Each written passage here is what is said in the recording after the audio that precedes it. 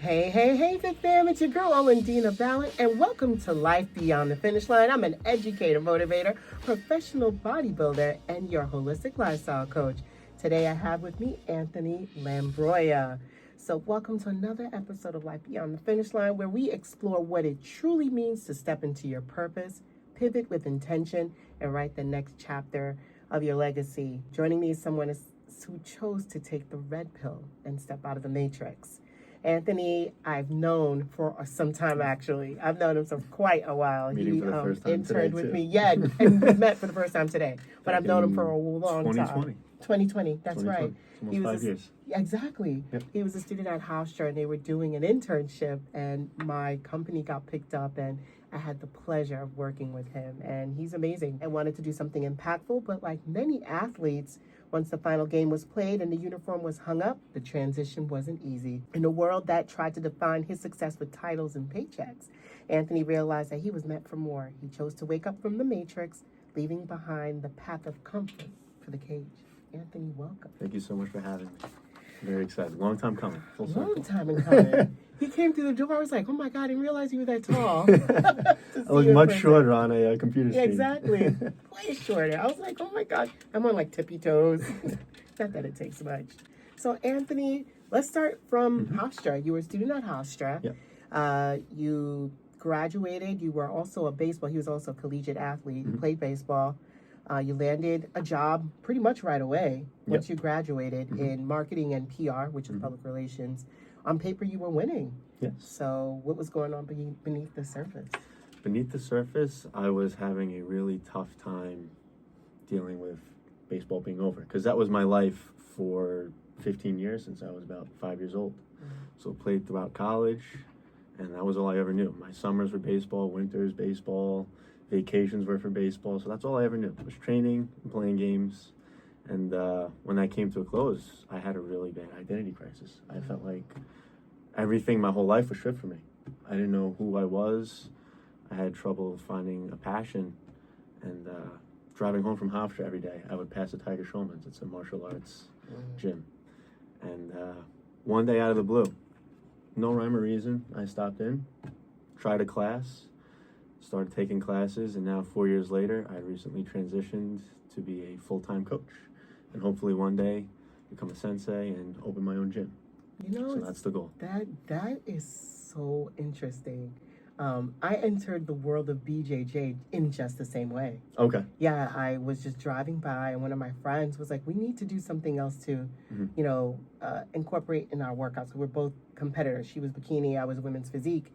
And we passed by Budokan, BJJ. Yes. She's like, let's go in. Yep. I was like, okay. We both walked in. I was the only one that stayed. She came in, but I was the only one that stayed for quite some time. It is a humbling sport. It is a very humbling sport. And the fact that it just literally called you. Yes. It called you. Out of the blue.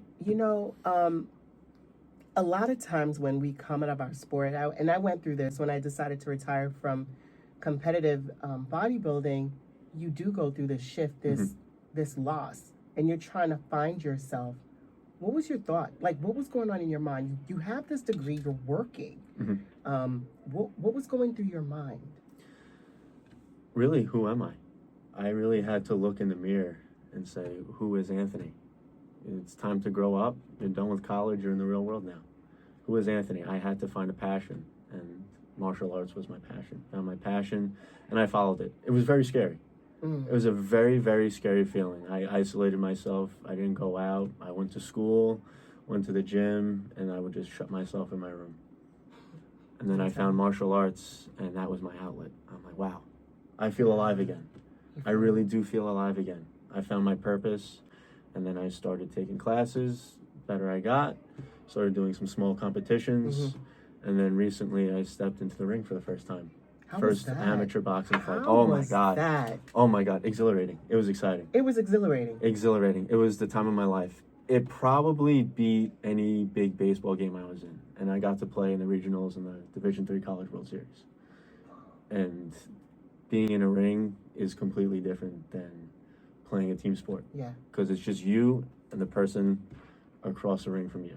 There's no one there to Really? save you, no one there to help you. It's scary though. Like when you walk into the cage Mm-hmm. and, you know, they close. Because I remember sparring, and the first time they closed that cage behind me, I was like, click. You know, bodybuilding, you're not sparring with anybody. Right. Nobody can touch you, Right. you know? Yep. You're now in a cage and somebody can touch you, and you have 3 minutes to do something. Yep. And I was a beginner, so nobody was coming hard at me. But just the physical exhaustion that comes with it, and your brain having to go so fast to figure out an opening to, Yes. you know, to catch your opponent. Yep. You know, and you found that exhilarating. You Exhilarating, yes. I've been in a lot of high stress games, high level games, so I'm a competitor at heart. I know when to turn it on, when to lock in, and stepped in the cage and I kind of went on autopilot. I remember warming up in the back, and then right before I walked out, I heard my music playing. I locked in. And What song? What song did you walk out to? No Church in the Wild, Jay-Z and Kanye Ooh. West. Yeah. What's the king to a god? Yeah, you're like, oh, what's the king to a god? Yeah. Oh, that song is dope. Yeah, but walking out, I was in the zone, walked into the ring, kind of went on autopilot, just zoned in, very focused, and So amazing. It was a familiar feeling. How did your people react when you were like, I know I have a degree, and I don't want to do this anymore? How did they react to you exploring something so drastically different? It's very funny because I really only told my parents, my sister, and a few of my very close friends. So not everyone knows. So this is kind of my coming out party. We're up. So, I'm coming out. Yeah. Okay. But very supportive. Very, very supportive. They saw how passionate I was, especially my parents and my close family. And they all agreed this is the right path for you. No That's questions so asked. beautiful. So Wow. And I love his mom. yeah. Shout out Mary. Exactly. Everyone loves Mary. Everyone watching the show right now knows Mary Team somehow. Mary. So your parents, and usually parents will be like, wait a minute, you know, this money went out for college, for this degree, and you know, what are you doing? And your parents were not that. They were supportive in that. Correct. Because my end goal, hopefully, is to open my own gym and run my own business. So I do have a degree in public relations and marketing, so I do know how to promote myself, how to promote a brand. Yeah, yes, So he does. it That's good. eventually, hopefully, one day will all come in handy. It will. Oh, it will. Yes. That's the beauty. Yes. That's the beautiful part about life. When you know you're looking at the tools that you have in your hand, you're like, well, I have this and this, and then you realize further on down the line that you're going to use these tools, so they're going to come in handy. Yes. So, what fears did you have in leaving that safe career path? Because that's what you're taught. You go to college, get a job, you know, and then make your money. It was exactly that. It was following, like you said, the matrix, going day by day, living, I don't want to say the average life, but No, it is. everyone, Yeah, the 9 to 5, classic 9 to 5, everyone lives it, and that's kind of what you're conditioned to ever since high school. Go to college, get a job, get a degree, and then work a desk job for the rest of your life. And don't get me, I love the work I did in PR. Yeah. I loved all the clients I worked with a lot of great clients. Loved the work I did, but I knew this was something bigger. When you had to tell your boss, I'm leaving, what was that conversation like? It was very hard, because he taught me a lot, and he was my first boss out of college, greatest boss you could ever ask for. Thank you, Bill, if you're watching. Thank you, Bill. Thank you, Bill. Amazing boss, amazing person. It was a difficult conversation to have because I was with him. He was my first job. I was with him for 4 years. Did you feel as if you were letting him down or disappointing him? Yes, I did. I did feel like I was letting him down, and just like stepping into that new chapter, I felt like, I don't want to say I was letting my parents down, but like you said, this is a new venture. Like you spent all this money on college, and you're shifting into something completely different. So disappointment, yeah. I don't want to let him down. I think that's always the biggest thing when you start to shift. You're afraid of disappointing the people around you. Yes. But I like how you chose just to tell a close few. Why did you do that? Why did you only choose a close few and not everyone? Keep some things private in life. The whole world doesn't need to know everything. Since it is a very big decision, I felt like I didn't need external validation from everyone. Yeah. Everyone has an opinion. I don't really care what people think. I only care about the important people that will impact my day-to-day life, what they think. What they think about it. Yeah. And it's so true. That was my choice. And it's true because a lot of times people feel they do something, they have to go on social media and tell everybody your business. Like we'll some get into things, that with my quote later. Exactly. We're going to get into that. Like, not everybody needs to know your business. Exactly. You know, sometimes certain things are done quietly and they need to be done like that. Yes. Like, isn't that how a seed grows? It grows in the dark, Correct. in the soil, right, to take root. Yep. So we're going to go into your transition to going from taking the red pill, right? Because I when I thought about his story, I thought about the Matrix. I'm like, this young man, you know, Anthony was presented with the red pill and the blue pill, and what made you choose that red pill? You're listening to Life Beyond the Finish Line with Orlandina Balan, aka the Fitter Woman, where stories of resilience, purpose, and reinvention come to life. I'm speaking with Anthony Lambroia about his powerful journey from corporate life to the MMA cage. It sounds so crazy, right? So now you've taken the blue pill, the red pill, I should say, and people are reacting to you going into MMA. And what was your first day like when you walked into Tiger Schulman? First day training or working full time? Just training. Training, excited. Very excited. I wasn't really nervous at all. I was a big UFC fan. Okay. So the thought of like fighting and boxing really, it excited me. Okay. And I'm a competitor at heart. I'm an athlete at heart. So I'm like, this is perfect for me. So this is perfect. What did you do, like, when you started to train with them and you start seeing, like, yo, I really like this? When did you say, okay, I want to leave PR and I want to work here full time? What did that conversation look like? I actually began coaching 2 years ago in the summer of 2023, almost 2 years to the day. I started teaching the adult beginner kickboxing classes. Okay. And then as time went on, as my training evolved, my coaching career evolved, I started teaching more and more classes, started teaching jiu-jitsu, started teaching the kids classes. I recently got my level 2 certification, so I could teach kids kickboxing and jiu-jitsu up to the intermediate level, and then adult kickboxing, jiu-jitsu, intermediate level. So my coach, I know I mentioned this before, Sensei Castillo, he told me about a year ago, you're built to be a sensei and a coach. I see it in you. Wow. Yeah. So after the fight, I really had a tough decision to make because I'm like, wow, I see all these people supporting me. I have this huge passion, and I've been coaching for 2 years now. So I'm like, wow, I think I could really do this. I think I really can. And it's the fear inside of something new, something that excites you. You don't want to take that leap of faith. Yeah. But I'm like, I have to. And I just jumped. And you jumped at it. Yep. Now, when you went into the ring for the first time, I'm going to go back, and then we're going to come back forward. Yep. And did you win your first match? I did not, no. But it was an exciting fight. It was an exciting fight. What happened there? Short fight, 3 minutes. 2-minute rounds, 3 rounds. Fight of the night on the card. Everyone, the promoters, the fans, everyone, you guys got fight of the night. Why is that? If I can show you the video after, you'll realize that. I'm like, I want to know. What did you do? Fireworks. Fireworks From start to finish. You didn't get gas the first time? No. Tiger Schulman's, we don't get tired. We don't get tired. Cardio makes cowards of us all. Not at Tiger Schulman's. We are prepared. So now, what would you say was the first thing you learned about yourself after that first match? Something you never knew before. I never really thought about that. That's a good question. Because certain things, that doing things for yourself. Because I would say playing baseball for 15 years, being in a team sport, you're doing it as a team. There's a group behind you. And part of it was a charity fight as well, so it's raising $10,000 for charity as well, on top of fighting. So doing that and just completing something by myself for the first time was very, very rewarding. So I'm like, wow, I could do things on my own.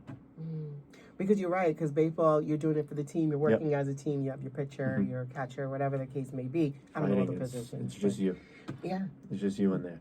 It's just you in the ring. What would you say was the best way, or what are you learning about yourself as you're preparing for these matches? Because you spar, Mm-hmm. and you spar with different body types, different levels. Yep. What level are you now? I am a low red belt. The belt system is different since we're an MMA school. We're not a Okay. BJJ school, so Okay. belt system's a little different. So what is a red belt in A comparison? little more than halfway to black. Okay. So it's green, then red, brown, and black. So I'm more than halfway to black. So you're more than halfway to Mhm. black. Okay. What do you notice about yourself? Because one of the things I noticed with BJJ, my sensei would have us roll with different body types. Mm-hmm. And I remember one night he had me roll with this guy named Juggernaut. Juggernaut is exactly what you think of when you think of the name Juggernaut. Yep. And we look at the sensei, we're like, well, nobody wants to tell him, Mhm. like, did you make a mistake here? And we're looking at him and we're looking at each other. Are you going to tell him? Are you going to tell him? I'm not going to tell him. And he's like, what are you guys waiting for? Combine, meaning go. Mhm. And we're like, well, what do you want me to do? Mm-hmm. And you realize that I was a challenge for him because I'm shorter, my Mhm. smaller limbs, he has to catch it differently. And we're not going crazy, so he has to be gentle Mm-hmm. with his rolling. I have That's to how sparring should be. That's by the how. way. Please tell us. Light and controlled. Never spar hard unless you're training for a big fight, obviously. Exactly. But everyday training, if you train too hard, you're gonna get hurt. You're gonna get hurt or hurt your partner. Yeah, that's not why we're here. Yeah. Not why we're here. And for me, it was trying to get my limbs around him and trying to get inside Mhm. his frame. So what are certain things that you've learned about yourself as you begin to spar with different levels and different body types? Like, what do you learn about you? Be humble. Because there are people out there that may look calm and quiet, like they can't hurt you. You never know what someone's capable of. That's right. And I have the opportunity to train now with a lot of the high-level black belts in the Tiger Tromans organization and some of their amateur fighters. And I'm thinking, wow, I know nothing. I know nothing. And So it that's is the best great. And way. just have an open mind. You're never too old to learn, never too high of a rank to learn. That's right. Always go with something with an open mind. Even a white belt. You can learn from a white belt. Oh my gosh. 100%. Yes.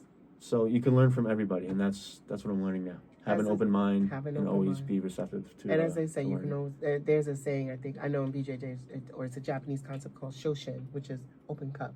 So always have an open cup. So when you finish filling your cup, empty it. You Yes. know nothing. Yes. And receive it. Mhm.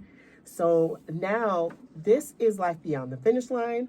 Wherever you stream your favorite podcast, I'm your host, Orlandina Balan, and we are here with Anthony Lambroia, and we're digging into what it really means to leave the matrix and create a life of your own design. So now you are in MMA full time. Yes, coaching, kickboxing, jiu-jitsu. Yep. So now you're in there full time. What does that look like? A lot of obviously the coaching side, but there's also the business side as well. But every day, me and my sensei will have a 2-hour meeting before classes start. Go over what classes, curriculum, promotions, what the focus of the week is, and then we have about 5 to 6 classes every day, starting around 4:30, ending anywhere between 8, 9 o'clock. So you're there from what, 8 in the morning to like 8 o'clock at night? I actually teach a 6 a.m. class. Shout out to all my 6 a.m. people that are up that early. Oh yeah, yep. For work? Oh yeah, getting that work in nice and early. All right, nice. While everyone nice. else is sleeping, they're getting their work in. But 6 o'clock class, and then we go in at 2 o'clock. We have a 2 o'clock meeting, and then start coaching at 4:30. So now you're at a point in your life where you've taken the red pill, you've unplugged from the matrix, and you are now kind of looking at everybody else. Like your people, like you said, you have your 6 a.m. crew. Mhm. They come in, they're up at 5, they're Yep. on the mat at 6 or in the cage by 6, and they leave and they go back to work. How does your experience of being unplugged, how do you take that and share that with your people? Because they're plugged in Mhm. to their matrix. So how do you send them out into the world?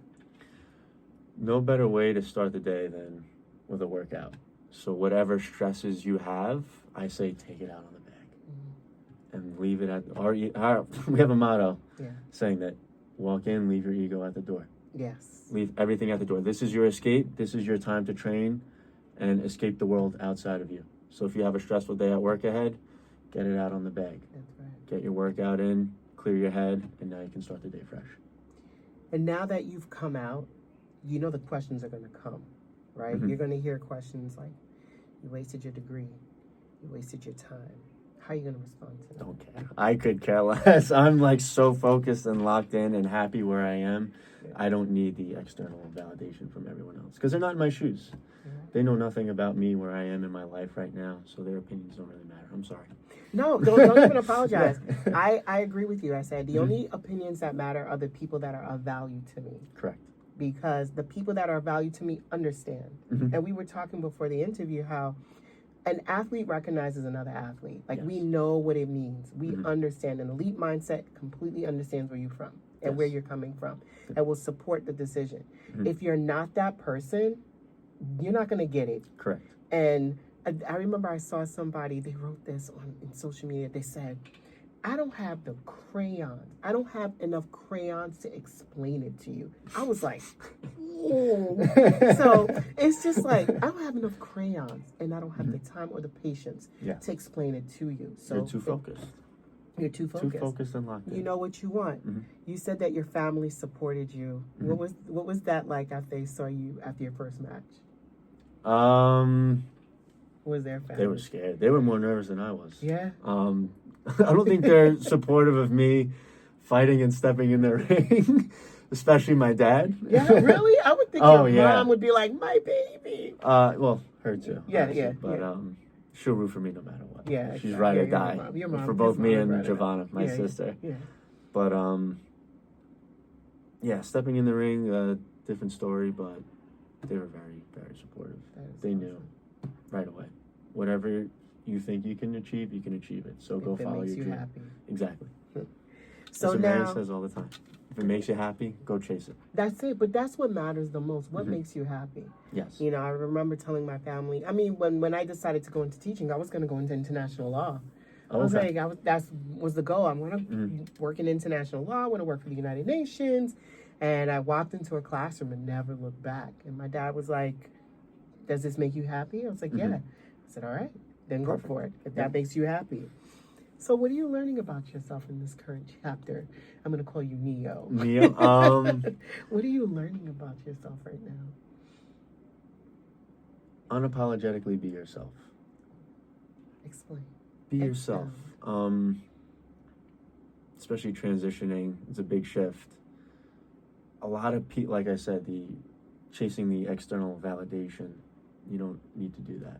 That's something I had trouble with because there's this image of the path you have to follow in life, and I'm going down a completely different path. So it's really coming to terms with who I am as a person. I'm learning more about myself every day, becoming a better coach, better person, better brother, better son. So not searching for that external validation. Don't crave the outside attention. Just be who you say you'll be. How do you translate that to social media? Because that's what social media is all about. Yep. You have some people who actually want to impact and share Yes. and change lives by using social media, but then you have people who are looking for validation through social media. It's scary. Yeah. It's a scary place to be, to live life not loving yourself. Not loving yourself. Why do you need to post a selfie or to put a full face of makeup on to pretend like you're going to all these places, living this lavish lifestyle? We all know this person. Yeah. And deep down, you know, that's not who they are. No. That's completely fabricated. And it's a scary place to be. And I realized that recently. And I'm like, wow, I don't want to be that. I just told you, I deleted my social media from my phone. I'm yeah. You're like, I'm So, not like, on social yeah. media, right? Yeah. Yeah. So, yeah. So what would you say now you left the world of marketing? Mm-hmm. How have the two come together, this world of marketing and the world of MMA? What have you taken from the world of marketing and brought to the world of MMA? I'm a very introverted person, and being in PR, you have to be extroverted. You have to be loud and vocal, and that's something I didn't have in me. Catching taught me that, but outside of being on a field, I didn't know that in the real world. And now dealing with people on an everyday basis, whether it's kids, adults, you have to learn how to deal with people, how to converse with people. Like, what did we say earlier? Relatable. Relatable. You have to be relatable. Yeah. Have to be relatable, and that's the biggest takeaway that I had from PR. Being vocal, and being a people person. And so that helps you out there in the cage. Yes. Right? Yep. And how has MMA helped you to now navigate the real world? The world where you are now unplugged? That's a good question. Repeat it one more time, I'm sorry. So how Concussion has brain. being... It's okay, you got concussion brain. I'm like, are you all right? So how has being in MMA how has it helped you to navigate the world now? Now that you have been unplugged, Mm-hmm. you're now completely immersed in MMA, and you are now walking in the world.